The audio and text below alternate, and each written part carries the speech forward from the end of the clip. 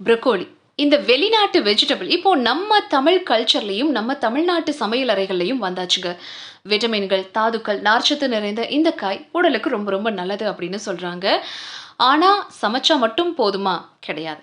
இந்த காய்ல ஒளிஞ்சிருக்கிற ஆபத்துகளையும் நாம தெரிஞ்சுக்கணும். ப்ரோக்கோலிய பார்க்கும்போது அதோடைய அழகான பசுமை மட்டும் தான் நம்ம கண்களுக்கு தெரியும். ஆனா, அதுக்குள்ளேயும் வெளியேயும் பல விஷயங்கள் மறைஞ்சிருக்கு. ஆனா, சரியான முறையில சுத்தம் செஞ்சீங்க அப்படின்னா, இந்த ப்ரோக்கோலில இருக்கிற எல்லா நன்மைகளையும் முழுசா எடுத்துக்க முடியுங்க. சரி, இத சரியா கிளீன் பண்ணாம சமைச்சா என்ன ஆகும்? நோய் அபாயம் ஆகும். சுத்தம் செய்யாத ப்ரோக்கோலில இருக்கிற பாக்டீரியாக்கள் உணவு வழி நோய்களை ஏற்படுத்தி நம்மள படுக்கையிலேயே தள்ளிடும் அபாயம் இருக்கு. 2வது அதோடைய டேஸ்ட்.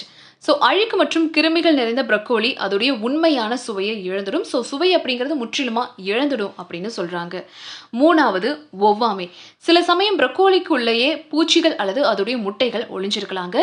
இத நம்ம தெரியாம சாப்பிடும்போது சிலருக்கு ஒவ்வாமை, அதாவது அலர்ஜி ஏற்பட வாய்ப்பு இருக்கு.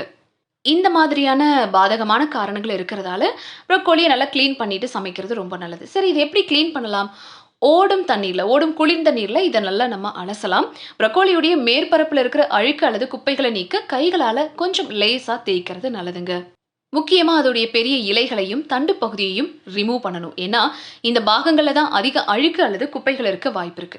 ஒரு பாத்திரத்துல ப்ரோக்கோலிய வச்சு குளிர்ந்த நீரால மூடி வைங்க. மீதம் இருக்கிற நச்சுக்கள் வெளியேற அத சுத்தி கொஞ்ச நேரம் ஊற விடுங்க.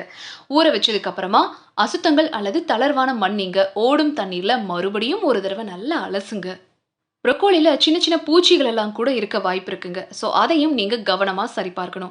ஏதாவது இருந்துச்சு அப்படின்னா, அத உடனடியா அகற்றணும். அல்லது உப்பு நீர்ல கொஞ்ச நேரம் ஊற வச்சு அத நீக்கி விடணும்.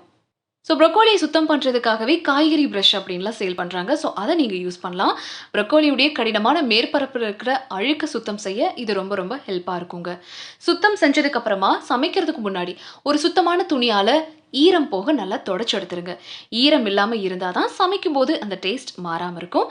சரியான முறையில ப்ரோக்கோலி மட்டும் இல்லாம எந்த காய்கறிகள நம்ம சுத்தம் செஞ்சு சமைச்சு சாப்பிட்டாலும் அதோடைய முழு சத்தும் நம்மளுக்கு கிடைக்கும். நம்மளும் ஆரோக்கியமா இருக்கலாம்.